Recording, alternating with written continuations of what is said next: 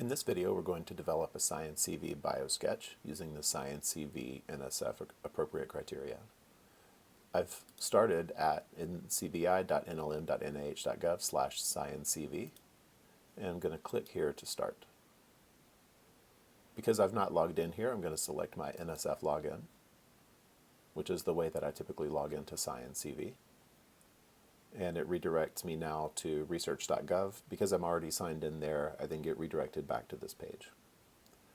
I'm going to start now by creating a new biosketch using the plus sign here. This biosketch is going to be called the video biosketch, and it's in the format of NSF. I'm going to start with an external source, which is going to get information from ORCID, and I'm going to make it a public biosketch so that other people can see the results of it. It looks like the process is finalizing here, and you can see as I scroll down that the professional preparation is already listed here, and as I continue to scroll, all of the places where I've worked and the locations that belong to those particular places are listed here automatically. What I don't have yet is any of my synergistic activities or products. Let's begin by selecting the citations of products most closely related to this proposed project. And in order to get these, I'm not getting them from my bibliography, but rather from my ORCID. And this is going to have a significant number of publications that are here. So I'm going to scroll down until I find various approaches that I've had for those kinds of details. So here's one on software-based for control. That's going to be my first publication. Here's one where we're doing verification of various controllers. Here's one on software that allows children to be able to program our autonomous car. I'm going to scroll down a little bit more here and find a few more that I'd like to highlight. Let's see here. Here's one with real-time software execution for glide slope recapture.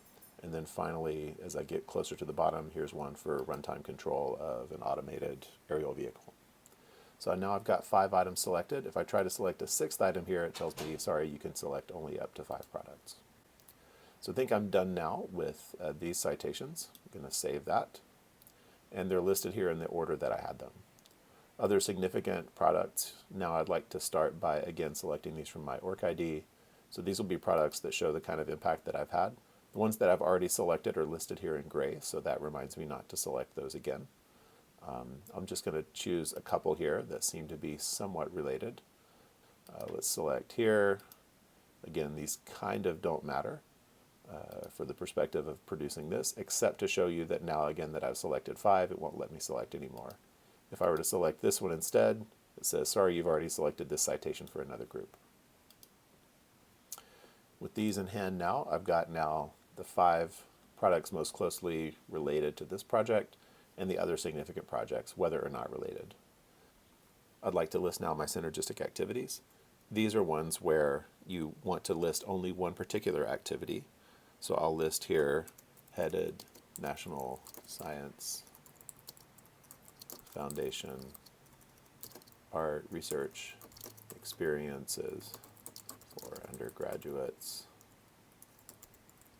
Site, CAT Vehicle from 2013 to 2016. And then this is one particular point that's going to be listed there in my synergistic activities. I can add a few more synergistic activities here.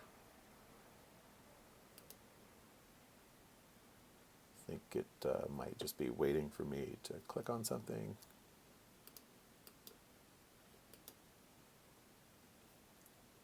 Is it back here? No. Let's go back to, here it is. It's up at the very top. Okay. Here I'm going to save mentor to young faculty members who are aspiring career proposal submitters. And I'm going to scroll down again. Oh, that one showed up as number 5. So for some reason I clicked a few and they all showed up there. So let me delete this one, okay? And I'm going to press here to add another entry, scroll up to the top. Mentor to aspiring career proposal submitters who are young faculty. So this is the one I entered just a few moments ago, or more or less like it. Hopefully now it's listed as number 2. Yeah, there we are. So now we're going to add another entry. Scroll up to the top to see that entry. Here is a third entry. These I'm going to leave somewhat vague for now, just to facilitate making the process a little faster. Scrolling up to the top again. Here is a fourth entry.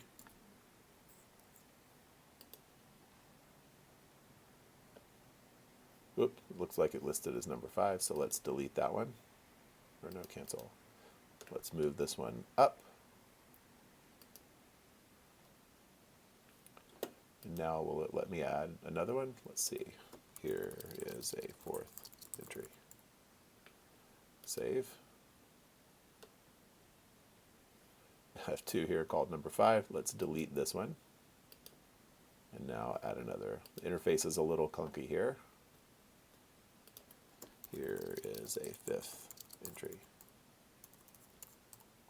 Many of these synergistic activities will be ones that are common across the various ones that you use. Let's edit this one to be clear that this is the 3rd entry. So again, we have to scroll all the way up to the top here. Okay. And now scrolling all the way to the bottom, I see my synergistic activities listed, my significant products listed, my products most closely related are listed. I think we're ready now to download the PDF version of this. And now that this is downloaded, I'll click on it. And you can see here my NSF Biosketch. I'm going to scroll down and show that it lists my name, ORCID. All of this information is now vetted by NSF as being in the correct format. And you can see again that I've listed only 5 activities. If I'd like to make a change to this one and leave many of the activities in hand, let me show that I can go back now to my ScienCV page. And I'd like to create a new biosketch that's based on this NSF video biosketch. So I can select this one. I'll make this one public as well. Video biosketch 2. This one was much more quick to produce because it didn't need to fetch information again from my ORCID. Let's say now at the bottom I'd like to just edit these entries here. An updated entry for the 3rd synergistic activity. Now with just a few edits there, I was able to produce this updated CV, and again I can download this one if I'd like. Based on this kind of rapid reproduction, once you've created one biosketch, it becomes much easier to create others, and it becomes fairly straightforward to reuse elements of one biosketch into another one. And as long as you keep your ORCID up to date, it will allow you to continue to utilize the information that you've included there in a rapid way. I hope this video is useful to you and that you have success in using the ScienCV format.